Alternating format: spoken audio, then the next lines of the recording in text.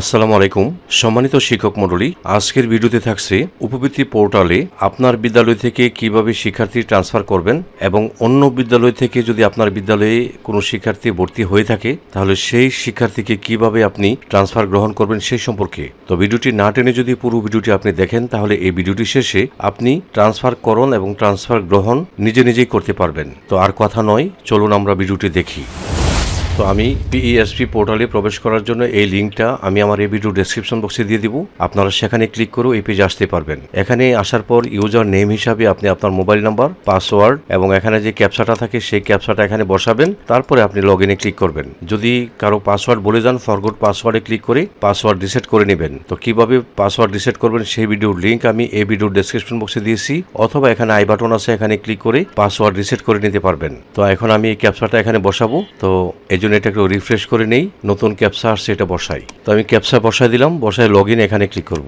এখানে ক্লিক করার পরে আপনার মোবাইলে ওটিপি গেছে, সেই ওটিপিটা আপনি এখানে বসিয়ে দিবেন 4 মিনিটের মধ্যে। তো আমি ওটিপি বসাই দিলাম, বসায় আমি যাচাইকরণ এখানে ক্লিক করব। হ্যাঁ, এখানে ক্লিক করার পরে দেখেন আমরা পিইএসপি পোর্টালে প্রবেশ করেছি। এখানে ড্যাশবোর্ড আছে, এখানে প্রাথমিক নির্বাচন আছে। আপনারা এই প্রাথমিক নির্বাচনে ক্লিক করবেন। তো যেহেতু আমার আজকের ভিডিওটি ট্রান্সফার করণ এবং ট্রান্সফার গ্রহণ সম্পর্কে, ঠিক আছে, তো এই জন্য আমি ট্রান্সফার করণে আগে ক্লিক করব। আর নতুন শিক্ষার্থী কিভাবে দ্রুত সময়ের মধ্যে এন্ট্রি দিবেন সেই ভিডিওর লিঙ্কও আমি এই ভিডিওর ডেসক্রিপশন বক্সে দিয়েছি, অথবা এখানে আই বাটন আছে, আই বাটনে ক্লিক করে ভিডিওটা দেখে আপনারা নতুন শিক্ষার্থী এন্ট্রি দ্রুত সময়ের মধ্যে দিয়ে এই যে ক্লাস্টারে পাঠিয়ে দিবেন। তো এখন ট্রান্সফার করণের জন্য এই যে শিক্ষার্থী ট্রান্সফার করণ এখানে ক্লিক করবেন। তো আমি এখানে ক্লিক করলাম। করার পরে আপনি কোনো কিছু করার দরকার নেই। এখানে যে অভিভাবকের এনআইডি, এখানে আপনি অভিভাবকের এনআইডিটা ইংলিশে লিখে দিবেন। তো আমি এটা লিখে দিলাম। লিখে দেওয়ার পরে খুঁজুন এখানে ক্লিক করব। এখানে ক্লিক করার পরে দেখেন এই অভিভাবকের 2 জন শিক্ষার্থী আমার বিদ্যালয়ে আছে। এর মধ্যে থেকে যে রকিবুল ইসলাম, সে এই স্কুলে নাই, অন্য স্কুলে ট্রান্সফার হয়ে চলে গেছে। এই জন্য আমি এই যে এখানে ক্লিক করব। করার পরে এই যে দেখেন শিক্ষার্থী ট্রান্সফার, এখানে ক্লিক করব। করলাম। করার পরে শিক্ষার্থী ট্রান্সফার করণ, আপনি কি শিক্ষার্থী ট্রান্সফার করার বিষয়ে নিশ্চিত? হ্যাঁ, হাতে ক্লিক করব।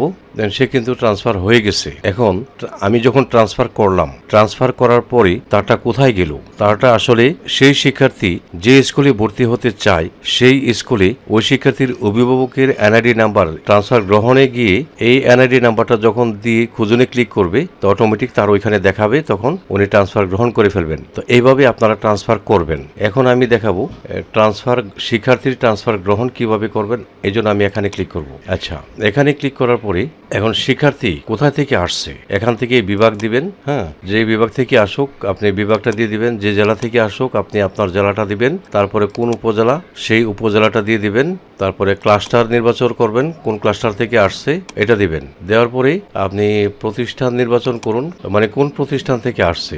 আচ্ছা, এখানে দেখাচ্ছি আমি এটা শ্রেণী জন্ম সনদ আমি এখানে দিয়ে খুঁজুনে ক্লিক করবেন। করার পরে এই যে দেখেন আমি যে ট্রান্সফার করেছিলাম একটু আগে, এটা আমারটাই আমি দেখাচ্ছি আর কি। হ্যাঁ, তো আপনারা এই তথ্যগুলি দিলে দেওয়ার পরে দেখা যাবে শিক্ষার্থীতে এখানে আসছে, তখন তাকে আপনারা এই যে এখানে ক্লিক করে তাকে রিসিভ করবেন।